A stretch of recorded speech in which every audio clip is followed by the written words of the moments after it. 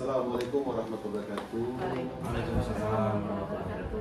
Bu Dewi, gimana kabarnya Bu? Alhamdulillah, seperti yang dilihat saya dalam kondisi sehat. Kalau nggak sehat nggak ke sekolah. Kalau saya sakit ya Bu. Bu, kita mohon maaf nih Bu, kesini bertiga ingin apa ya? Saya wawancara sih enggak ya, kita tuh pengen berdiskusi Bu, diskusi biar kita lebih pengetahuan, biar pemahaman kita tuh lebih kuat ya. Kolaborasi kita makin jadi ya Bu Dewi ya, Bu Pak Irzal ya gitu ya. Bu Dewi silakan mau nanya Ibu Bu, silakan Bu. Baik Ibu, terima kasih Bu atas waktunya. Jadi gini Bu, kalau di sekolah itu kan sebenarnya kita pasti yang namanya human to human ya Bu, manusia ke manusia gitu, pasti bakal ada banyak problem, banyak masalah ya kita temui. Apalagi yang kita hadapi ini adalah siswa yang manusia yang memang dibilang dewasa belum, dibilang anak-anak juga enggak gitu. Jadi mereka bergerak mulu ini. Iya, makanya kan human to human, manusia pasti kan ada masalah, kecuali kita berhadapan dengan komputer, itu pun juga masalahnya pasti ada masalah juga gitu ya Bu. Nah, kemudian untuk Ibu sendiri sebagai kepala sekolah di 141 ya Bu, untuk kasus-kasus yang terjadi selama ini gitu Bu, nah Ibu sendiri mengklasifikasikan antara dilema etik dengan rujukan moral itu dilihat dari hal seperti apa ya Bu kira-kira? Untuk dilema etik, menurut pemahaman saya itu kita dilema atas permasalahan yang ada. Dilema ini kita ambil, kita eksekusinya seperti apa. Jadi mungkin kalau kita eksekusinya di cut, kita tindak lanjuti itu, padahal itu ditindaklanjuti artinya diberikan, bisa aja diberikan reward atau punishment. Nah ini dilema, ini dikasih reward apa punishment ya? Seperti saya. Tapi kalau rujukan moral ya di kita di moral berarti terkait dengan perasaan ya. Ini kalau kita lakukan eksekusi, kita kasih reward kok ini salah, tapi kalau di punishment kok ini benar. Jadi permasalahannya di situ sih. Ini mungkin Mbak Dewi atau Pak John, Pak Irzal punya pandangan lain, bisa memberikan masukan kepada saya. Barangkali pemahaman saya kurang tepat. Sudah benar Ibu Dewi ya, begitu ya? Udah. Iya. Intinya sama sih. Ini sama betul. Bagaimana kita tinggal kata-kata aja. membuat sebuah solusi dari atas permasalahan, keputusannya seperti apa gitu ya Bu, antara ini sebenarnya harus diberikan, kalau diberikan seperti ini tapi ini kok bener gitu, tapi kalau tidak dikasih keputusan atau kebijakan, tapi ini juga sebuah tindakan yang harus butuh pembinaan gitu ya Bu. Nah kalau dalam pengambilan keputusan sendiri nih Bu, kira-kira ada nggak Bu kasus yang sama, yang saat ini, yang baru-baru ini mungkin sedang bergulir, di mana itu menjadi sebuah dilema etik bagi Ibu? Kalau yang saat ini kan baru awal tahun, setidaknya anak kelas 7, kelas 8 dan kelas 9 ini masih punya rasa senang. Berarti biasanya mereka akan di awal itu dia punya semangat tinggi. Jadi untuk aktivitas-aktivitas yang dan dalam tanda kutip bermasalah itu belum muncul. Apalagi kelas 7 yang baru senang-senangnya pindah dari status SD menjadi SMP. Status anak-anak menjadi remaja gitu ya. Dari seragam, dari merah ke biru. Terus tapi kalau yang ya setahun yang lalu atau kemarin-kemarin yang jelas kita flashback ke sana saja ya. Jadi kalau itu kan mesti ada, itu nggak mungkin nggak ada dalam satu periode pembelajaran, nggak ada masalah itu nggak mungkin. Dilema etis kalau kita lihat dari kemarin waktu bulan Mei ya, kita rapat kenaikan kelas. Nah, di situ kita mengangkat salah satu dari peserta didik kita yang kehadirannya jarang, si yang kemarin itu kehadirannya rajin ya. Ada satu anak kelas 8 yang kehadiran rajin, namun telat, terus banyak meninggalkan tidak melakukan aktivitas sebagaimana temannya yang lain, suka keluar kelas ataupun termasuk suka melakukan kegiatan yang dilarang sekolah di luar jam sekolah. Jadi saat rapat Dewan Guru, kita saat memutuskan anak itu dengan melihat latar belakangnya yang broken home ya, broken home-nya sampai sempat saya tanya anak itu broken home-nya kondisinya mungkin antara bapak dan ibunya nggak cerai, namun dipisahkan oleh jeruji. Jadi kan anak itu, tapi setelah dipisahkan itu sih kalau ya itu lebih mental banget ya. Terus ya ibunya mungkin butuh sosok pendamping, jadi ibunya juga ingin melakukan pernikahan ulang, tapi malah ya cerai ulang itu yang ibu dengar. Selain mengganggu sosialnya anak, mentalnya juga ya, psikisnya juga. Ini kan malah sempat saat ibunya mau nikah lagi kan sempat ngambek lah ya, karena bagaimanapun dia merasa tertekan oleh lingkungan, ya mungkin ada temennya yang ngata-ngatain ibunya tukang kawin, terus ayahnya dijeruji besi. Itu jelas banget ya Bu ya, sampai tadi yang ayah itu di besi. Terusnya sekarang Bu, langkah-langkah nih Bu atau prosedur apa yang Ibu lakukan selama ini setelah dia tahu begitu, itu langkah-langkah Ibu yang ambil akhirnya bagaimana? Ya itu kan selama proses pembelajaran 1 tahun, baik wali kelas, BK juga sudah selalu memberikan pendampingan ya, atau motivasi. Nah di situ saat rapat kemarin kita angkat permasalahannya kalau dinilai, ya nilai itu bisa anak dapatkan kalau anak itu fokus. Karena si anak ini beban mentalnya mungkin perangainya jadi kayak gitu ya karena kurang kasih sayang. Dari saat rapat kalau sekedar nilai kognitif dia bisa dapatkan dengan cara tertunda ya. Dia bisa dengan dia, tapi anak ini terlihat bengal. Bagi guru kan ngeselin ini semua guru merasa kesel, udah deketin masa itu. Makanya saat kemarin kita rapat kan kita dilema kan. Kita dilema ini anak kalau kita naikkan efeknya membuat kita khawatir anak itu malah tidak punya tanggung jawab. Ya, tanggung jawab. Kok enak banget ya, aku nakal kok dibiarin aja. Tapi kalau diputus, dinyatakan tidak naik, itu kan kasihan ya. Memang ini anak nggak ada yang bimbing. Siapa lagi yang akan bimbing kalau nggak kita? Sementara orang tuanya kurang perhatian. Di sini kita dilema ya, kemarin kita lakukan dengan cara kita rapat Dewan Guru, melihat dari kasus itu bagaimana Dewan Guru memutuskan ya mau nggak mau kita lakukan dengan cara voting sesuai aturan, bukan karena kemauan saya yang sebagai kepala sekolah memutuskan itu kasihan,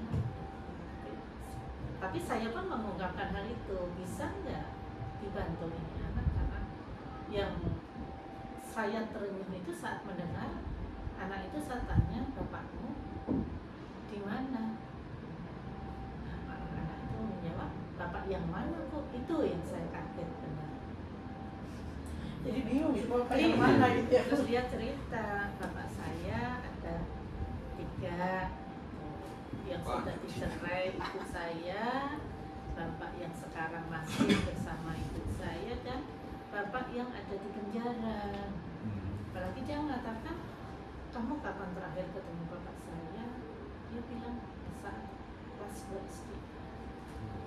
Nah di situ saya sebenarnya kasihan benernya. Dia mencari sosok bapak nggak ketemu, dia nggak mendapatkan sosok ibu yang dia harapkan, yang melindungi, karena dia kesel sama ibunya yang kawin cerai. Kalau nggak kita, siapa yang akan yuk assalamualaikum, gimana ya,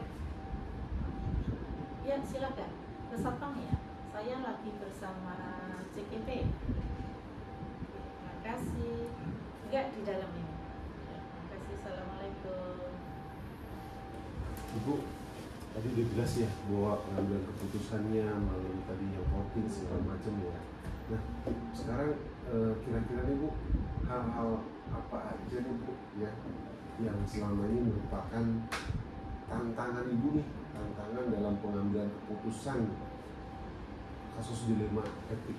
Jadi tantangannya apa nih Bu nih? Ya saat ada problem itu kita lihat, kita telusuri dulu latar belakangnya. Nah, kita cari dulu latar belakang masalahnya. Setelah itu kita ungkapkan kepada tim. Saya ajak berpikir dan membuka hati nurani. Terus ayo kita sepakati bersama untuk mengambil keputusan itu. Itu yang tantangannya ya seperti tadi. Saya pengennya anak itu naik, tapi tapi saya nggak bisa otoriter, maka saya kembalikan ke forum karena anak ini takutnya dia dilakukan di keputusannya dikasih punishment, khawatir malah membuat dia down. Tapi ternyata setelah saya amati di tahun ajaran baru ini, ya walaupun sedikit perubahannya, tapi sekarang lebih sopan. Kemarin 2 hari telat, kata Pak Karset, terus kemarin siang mau telat berapa kali lagi? Tadi nggak telat. Oh iya, tadi nggak telat ya. Katanya mau telat berapa lagi? Sampai segitunya ya Allah. Bukan kayak punya sekolah gitu. Oh iya benar, oh itu benar. Jam 7 datang dulu. Bukan telat lagi. Ya karena emaknya juga nggak merhatiin. Iya. Betul. Ya betul. Jadi itu Bu ya. Kita kira-kira Bu ya, ini tuh penting nih kita nih buat pengalaman kita kayaknya Bu nih. Kira-kira menurut Ibu dalam mengambil keputusan yang paling efektif itu langkah-langkahnya Bu ya. Langkah-langkah yang menurut Ibu merasa ini efektif nih untuk menyelesaikan masalah gitu Bu. Kira-kira apa Bu ya? Nah, itu tadi masalah itu kita lihat di flashback ke belakang, mencari akar masalah. Dari akar masalah. Iya. Intinya kita cari akar masalahnya. Seperti tadi kan, anak itu kenapa membantu? Oh ternyata dia nggak dapat perhatian. Kalau seandainya di kita ini ada sosok figur bapak atau ibu guru yang dia idolakan, mungkin itu meminimalisir masalah. Tapi kan nggak gampang ya. Bukan kita ini juga guru yang intinya berbuat baik, tapi cara pandang anak kan beda.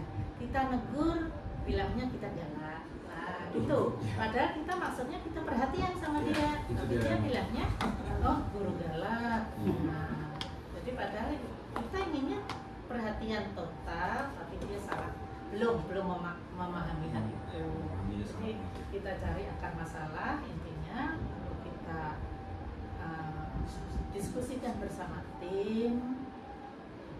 Kalau kira-kira kita punya alternatif A, B, C, kalau kita kasih punishment A, B apa, nanti kira-kira apa hasilnya, kalau punishment B apa hasilnya. Kalau udah mentok, kita sudah punya sketsa solusi, kita buka di forum. Berarti keputusan bersama. Itu rasanya saya menganggap itu efektif. Ini Bu, kalau misalnya Ibu ada kasus Bu ya, itu biasanya Ibu sistemnya gitu ya, sistemnya itu apa langsung diselesaikan, ketemu kasus langsung dibereskan atau ditunda dulu gitu, misalnya dikumpulin nanti lah bikin jadwal atau di jadwal nanti nih untuk menyelesaikan kasus itu jadwalnya sebulan misalnya 2 kali atau 3 kali itu atau seminggu sekali kita kumpul bareng untuk menyelesaikan masalah, jadi dikumpulin dulu atau misalnya ada kasus langsung diselesaikan tembak gitu. Kira-kira yang selama ini Ibu lakukan seperti apa, Bu? Saya rasa Bapak Ibu sudah bersama saya lebih dari 1 tahun. Ya, rutinitas briefing kita ada, tapi briefing itu kadang briefing masalah program sekolah, tapi kadang briefing masalah menyelesaikan masalah. Penyelesaian masalah tergantung urgensinya masalah itu. Kalau masalahnya sifatnya ada, misalkan ada guru yang suka meninggalkan kelas atau meninggalkan sekolah bahkan, itu kan nggak terus langsung saya panggil gurunya, kan sesama orang dewasa yang jelas kita nggak bisa memperlakukan orang itu seperti anak, walaupun ya ibaratnya bapak ibu guru itu anggota saya. Kadang-kadang anak-anak gurunya yang lebih efektif sebenarnya kan memanusiakan manusia. Seperti kalau ada masalah yang individu saya panggil, padahal saya panggil nih berdua, tapi setelah keluar dari sini itu ada yang melihat, ada yang memang guru itu bercerita, padahal maksud saya berdua aja nih yang tahu, biar tidak melebar. Ini kan ya faktor eksternal itu terjadi ya melebar, terserah merekanya, Bapak Ibu, kedewasaan Bapak Ibu guru. Jadi ada masalah yang diselesaikan harus secepatnya, ada yang dilihat nanti situasional, ada yang permasalahan diselesaikan secara individu atau utuh secara massal, artinya semua guru diinformasikan. Itu tergantung situasi kondisi, Bu ya. Iya. Bu, kalau ini misalnya Tapi saya temperamennya masih belum bisa menahan emosi katanya. Oh, Jadi apa-apa. kadang tuh jeder. Itu langsung kerja ya. Ya kan yang tadi tergantung situasi. Iya, betul. Kalau situasi kadang-kadang kan kita harus langsung tembak. Oh, iya. Kadang-kadang harus dikumpulin dulu kan. Oh, iya. Kadang cukup dengan ditelepon di mana. Langsung Ternyata tuh. lagi ngopi. Langsung. Tenang. Bu, ini selanjutnya Bu, apakah ada nih Bu seseorang ya, atau mungkin faktor-faktor lain gitu ya Bu ya, faktor lain yang selama ini mempermudah Ibu dalam membantu mengambil keputusan, dalam membantu menyelesaikan masalah, ada nggak Bu seseorang atau faktor-faktor lain yang membuat eksternal Bu ya, Jelas membuat dong. oh jelas Bu ya. Kalau saya sifatnya kalau ada masalah di sekolah, ya saya minta masukan atau mencari informasi dari guru ya, atau wakil, atau bahkan penjaga sekolah. Mencari tahunya kan dari situ, itu faktor lain kan. Betul. Ataupun dari kepala sekolah yang lain yang sekiranya saya anggap bisa memberikan masukan. Itu jelas. Misalkan saya sharing ke sekolah lain, oh kemarin dengar beliau punya masalah, oh kayaknya setara nih, kemarin nyelesain masalahnya seperti apa sih, itu kan menjadi pertimbangan dan memperingan yang jelas, jadi saya nggak mikirin sendiri.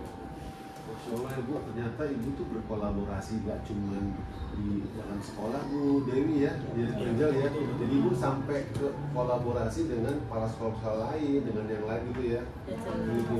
Menyelesaikan masalah, Masya Allah ya. Nah kalau dari kan pasti ya Ibu ngajar udah 20 tahun, kepala sekolah juga udah lama ya Bu. Nah itu dari Ibu sendiri apa yang Ibu petik dari apa yang Ibu petik atas segala yang terjadi, kasus-kasus yang pernah Ibu hadapi lah. Hikmahnya gitu kali Bu. Iya, dalam Hikmah semua dalam keputusan. semua keputusan ini hikmahnya apa nih Bu?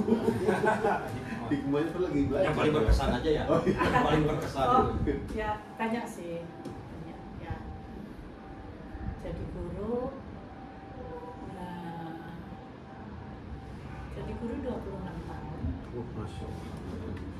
Yaitu dengan apalagi guru matematika ya. Siapa yang nggak mengatakan guru matematika dia galak?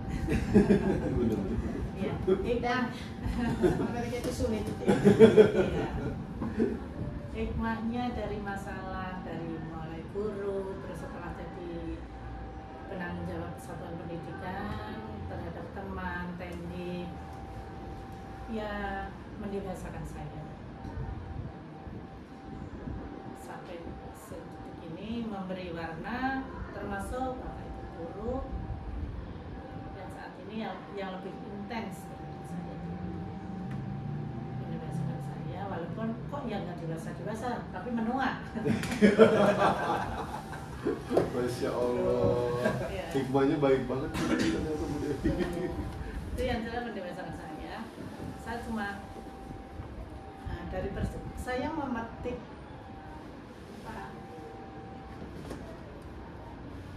kebaikan dari orang-orang yang telah membersamai saya atau menjadi motivator dari perjalanan saya khususnya di kedinasan ini ya dari orang-orang yang saya pernah bersama saya seperti Pak Didasmin itu orangnya kalau saya mengatakan dulu saya sangat menang. Beliau itu bukan kepala sekolah SMP 115 tapi beliau itu adalah kepala sekolahnya sekolah Indonesia karena beliau tidak hanya memikirkan 115 tapi selalu memikirkan pendidikan Indonesia ini mau dikatakan itu jadi dobrakan ya, seperti ada sekolah RSBI itu dulu kan ide-ide beliau itu nggak boleh kita diem itu dalam satu waktu harus bekerja seperti yang pernah saya katakan seorang ibu itu bisa multi talent dan multi gerak yang bisa menyusui sambil masak jadi nggak boleh kita bilang Pak ini pekerjaan belum selesai ini belum selesai kerjain masih ditambah pekerjaan lain itu yang saya mendobrak pikiran saya itu dulu beliau kepala sekolah yang berani melakukan perubahan terobosan ya almarhum Pak Haji Hamdi itu attitude-nya yang pernah jadi kepala sekolah di sini Oh iya betul Pak itu attitude-nya luar biasa beliau itu selalu ramah terhadap seluruh orang nggak pandang bulu oh itu statusnya guru lain makanya beliau kan disenangi caranya disenangi guru-guru yang di lingkungan beliau berada nggak cuma di sekolah yang beliau banyak disenangi oleh guru-guru lain karena beliau sangat humble dan santun terhadap guru-guru walaupun itu dari sekolah. Ternyata Bu Dewi guru penggerak nggak sekarang aja Bu Dewi guru keterobosan dari zaman dulu Bu Dewi Benar gitu ya Masya Allah beda nama doang kayaknya. Ya sebenarnya kan itu manusia udah manusia kodrat manusia ada manusia yang maunya dituntun ada yang maunya bergerak sendiri Dihajar aja dari dulu ya yang ide kreativitasnya dia Ada yang diketok di berbunyi. ada maunya digendong ada maunya dijajanin dulu saya enggak kalau beliau jajanin tadi udah nelfon saya Oh saya Duitnya minta macet. palakin mulu ya Bu ya Allah Bu karena bapak pantas untuk digalakkan Soalnya Karena pedangnya gagal. enggak saya itu kayak Pak Hamdi humble ya kan Bukan. Ngasih duit. Sambel loh. Bukannya mungkin nggak ke muka ini, malah ini kan kamu